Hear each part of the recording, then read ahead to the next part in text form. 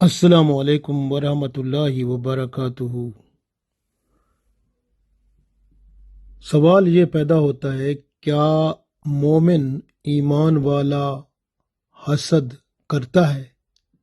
جواب ہے ہاں، کرتا ہے، کیونکہ قرآن پاک میں آپ دیکھیں حضرت یعقوب علیہ السلام کے جو بیٹے تھے انہوں نے اپنے بھائی یوسف علیہ السلام کے ساتھ حسد کیا تھا۔ وہ بھی مومن تھے۔ یعقوب علیہ السلام پیغمبر، ان کے بیٹے تھے، ایمان سے تھے، مومن تھے، لیکن انہوں نے اپنے بھائی یوسف علیہ السلام سے حسد کیا تھا، جس سے ثابت ہوتا ہے کہ ایمان والا بندہ بھی حسد کر سکتا ہے، لیکن اگر حسد کا خیال پیدا ہو تو بندہ اس کو برکت کی دعا دے، تبارک اللہ، لا حول ولا قوت الا باللہ، ماشاء اللہ، اس طرح کے الفاظ بولے۔ قرآن پاک نے حضرت یوسف علیہ السلام کے ساتھ ان کے بھائیوں نے جو سلوک کیا اس کو واضح طور پر فرمایا ہے۔ سورہ یوسف کی آیت 11 سے لے کر آگے غور کریں، دیکھیں اللہ نے ارشاد فرمایا اس سارے معاملے کو قرآن پاک میں۔ اعوذ باللہ من الشیطان الرجیم، بسم اللہ الرحمن الرحیم۔ قالو یا آبانا، قالو یہ بھائی سب جو تھے اپنے باپ سے کہنے لگے، قالو کہا انہوں نے، یا آبانا اے ہمارے ابو جان، اے ہمارے ابا جی، مالا کا لا تامنا، کیا ہوا کہ آپ ہم پر تو اعتبار ہی نہیں کرتے، الا یوسف، یوسف کے بارے میں، ہم پر تو آپ یوسف کے بارے میں کوئی اعتبار ہی نہیں کرتے، وَإِنَّا لَهُ لَنَاصِحُونَ، ہم تو اس کی خیر خواہی چاہنے والے ہیں، یعنی ہم تو یوسف علیہ السلام کے، یعنی اپنے بھائی یوسف کے بڑے خیر خواہ ہیں، آپ ہمارے بارے میں اچھا اعتبار نہیں کرتے۔ تو انہوں نے پھر حضرت یعقوب علیہ السلام کو عرض کیا اگلی آیت میں، ارسلہ، اسے بھیج دیجئے، معنا ہمارے ساتھ، یعنی یوسف علیہ السلام کو ہمارے ساتھ بھیج دیجئے، غدن، یعنی غدن کا مطلب کل ہمیں اس کو، یعنی یوسف علیہ السلام کو کل ہمارے ساتھ بھیج دیجئے، یرتا، تاکہ یہ کھائے پیے، ویل اب، اور کھیلے کودے، یعنی ہمارے ساتھ چلے، کھائے پیے، کھیلے کودے، وَإِنَّا لَهُ لَحَافِظُونَ، اور بے شک ہم اس کی حفاظت کرنے والے ہیں۔ اپنے ابا جان سے کہتے ہیں کہ یوسف علیہ السلام کو ہمارے ساتھ کل بھیج دیں، ہم اس کو ساتھ لے جائیں گے اور یہ ہمارے ساتھ کھائے پیے گا اور کھیلے کودے گا، ہم اس کی حفاظت کریں گے۔ اگلی آیت میں اللہ تعالیٰ نے ارشاد فرمایا، قالا، یعنی یعقوب علیہ السلام نے فرمایا، انی لا یحزنونی، یا لا یحزو، انی لا یحزنونی ان تذهبوا بہ، قالا، یوسف علیہ السلام نے، یعقوب علیہ السلام نے کہا، انی لا یحزنونی، بے شک مجھے غمگین کرتا ہے، یحزن کا مطلب ہوتا ہے حزن کا مطلب غمگین، غم، تو یحزنونی مجھے غم آتا ہے، یعنی غمگین کر دیتا ہے، یہ بات مجھے دکھ دیتی ہے یا مجھے غم دے دیتی ہے، ان تذہبو، کہ تم لے جاؤ یوسف علیہ السلام کو، اگر تم لے جاؤ تو مجھے اس کا دکھ لگا رہے گا، میں غمگین ہوں گا، وَأَخَافُ، اور مجھے خوف بھی آتا ہے، ڈر بھی لگتا ہے، ان یاکلہ الذئب، کہ اسے بھیڑیا نہ کھا جائے،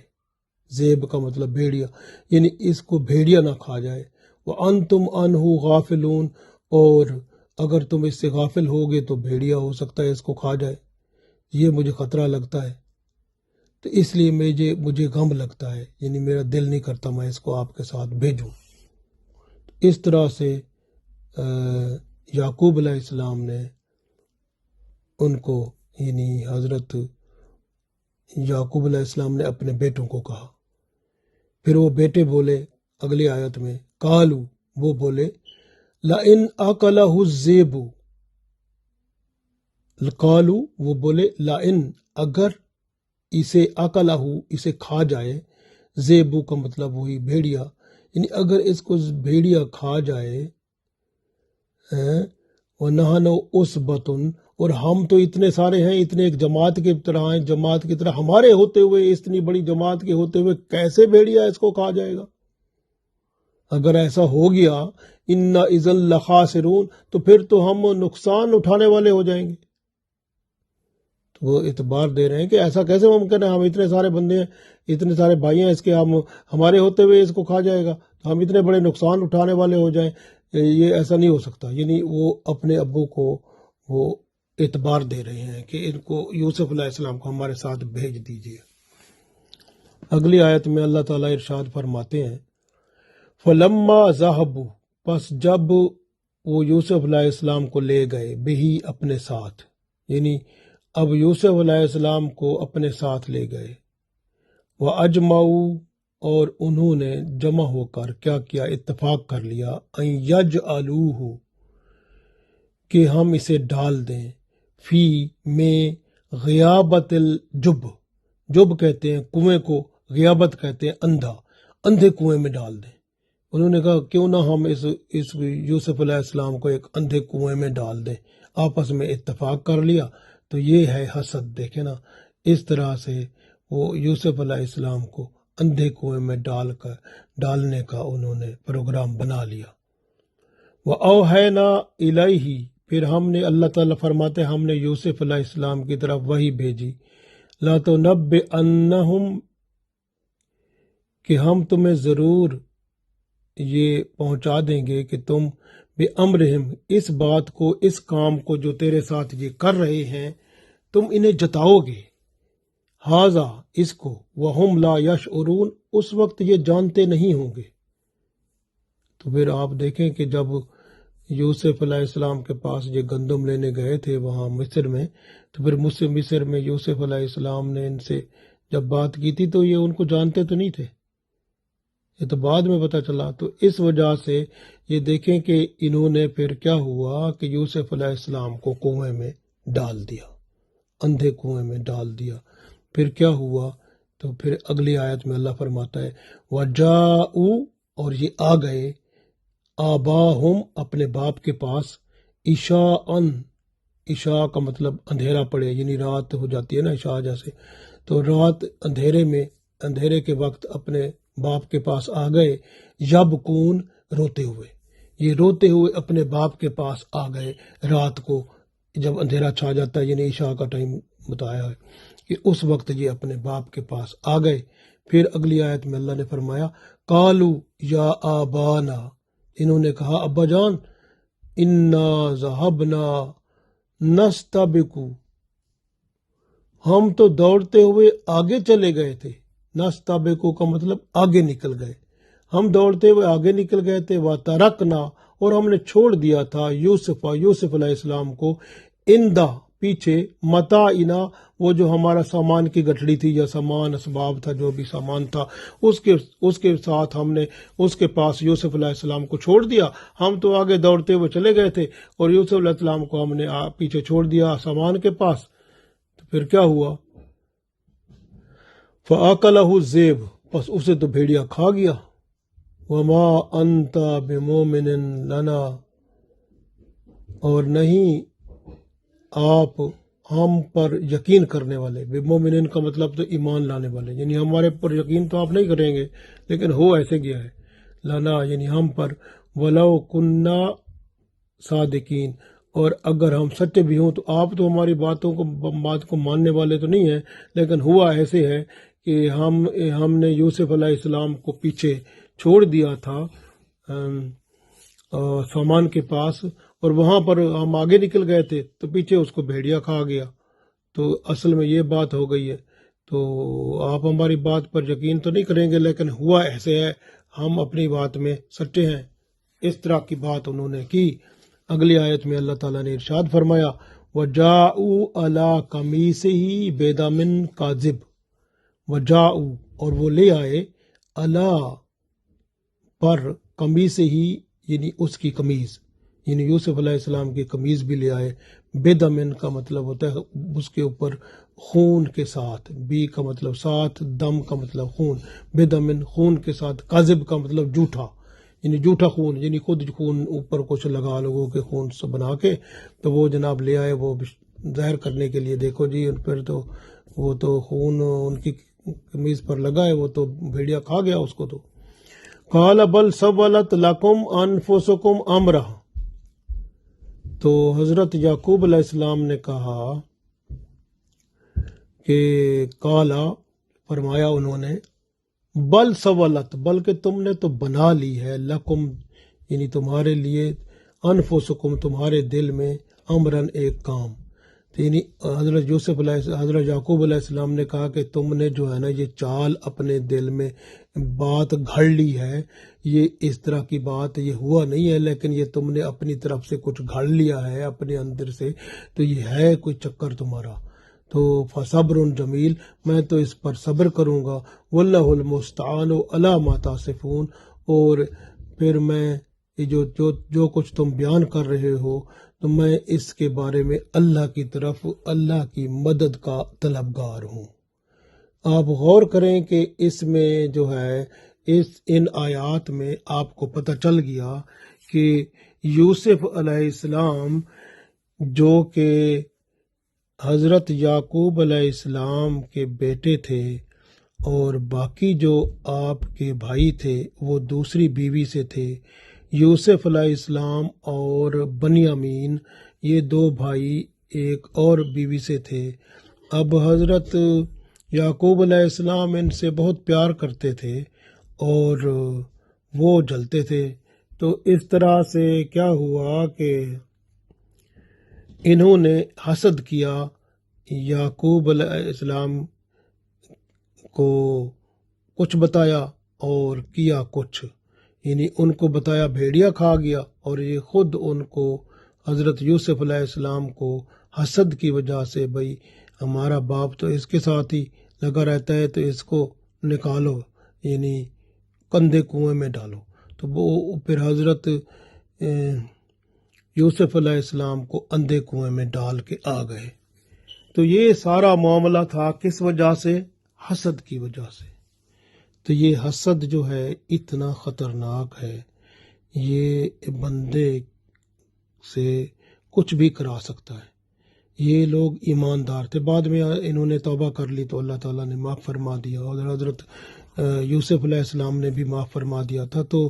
یہ سارے بھائیوں کو تو ایک جیسے پھر اللہ تعالیٰ کی رحمت ہو گئی ان پہ، لیکن یہ گناہ تو ہے نا، تو اس لیے کہ حسد جو ہے یہ بہت بڑا گناہ ہے۔ حضرت ابو درداء رضی اللہ تعالیٰ عنہ فرماتے ہیں کہ موت کو زیادہ یاد کرنے والا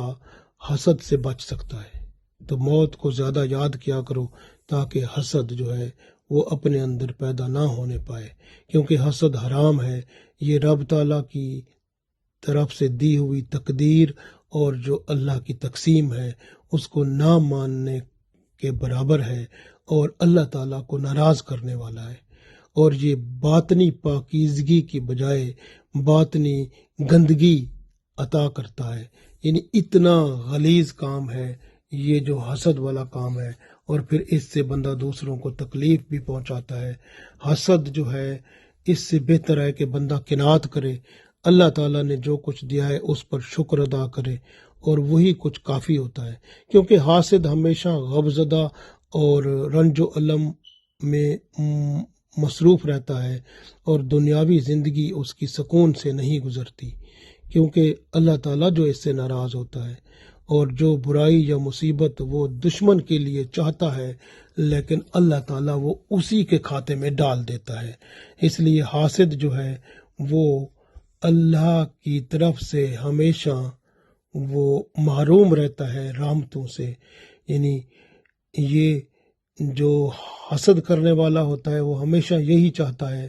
کہ وہ دوسرے کی نعمت زائل ہو جائے، اس کا زوال ہو جائے، وہ جاتی رہے،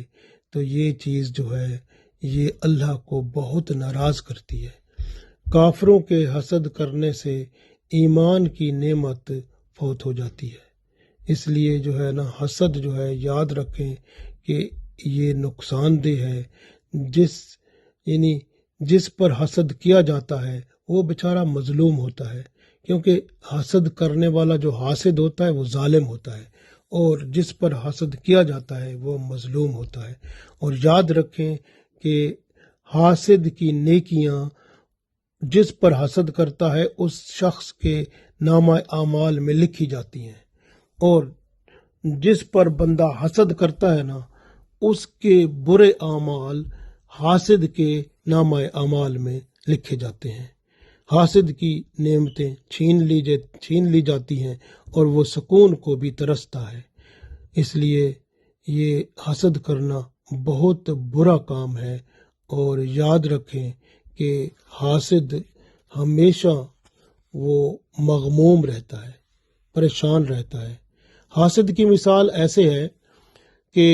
جو دشمن کو مارنے کے لیے پتھر پھینکے، یعنی آپ یوں سمجھے ایک بندہ ہے جو دشمن کو مارنے کے لیے پتھر پھینکتا ہے، لیکن پتھر دشمن کو لگنے کی بجائے اسی پھینکنے والے کی آنکھ پر لگتا ہے اور اس کی آنکھ پھوٹ جاتی ہے۔ دوسری بار وہ پتھر دشمن پر پھینکتا ہے، پھر وہ اس کی اپنی ہی آنکھ پر لگتا ہے، پھر اس کی دوسری آنکھ پھوٹ جاتی ہے۔ اسی طرح تیسری بار وہ پتھر پھینکتا ہے تو وہ تیسری بار بھی پتھر اس کے سر پہ آ پڑتا ہے اور اس کا سر پھوٹ جاتا ہے۔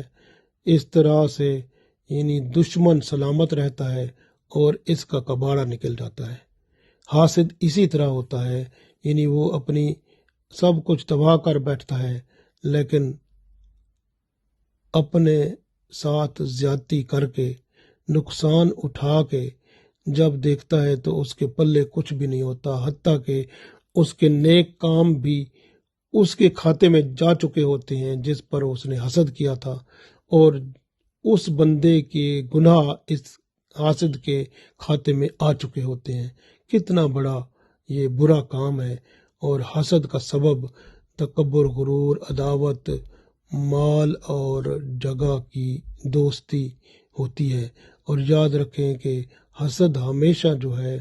یہ نقصان ہی پہنچاتا ہے۔ حاسد کی باتوں کو بھلائی سے ٹال دو، حاسد کی دشمنی جاتی رہے گی۔ شیطان ایسا کرنے سے آپ کو روکے گا، لیکن آپ عاجزی اختیار کرتے ہوئے یہ کام کر دو کہ حسد کرنے والے کی باتیں بھلا دو، تاکہ پھر اللہ خود ہی اس سے انتقام لے۔ ہمیشہ یاد رکھو کہ حسد حرام ہے اور یہ دل کا عمل ہے، اور دل پر بندے کے توحید کا غلبہ ہوتا ہے،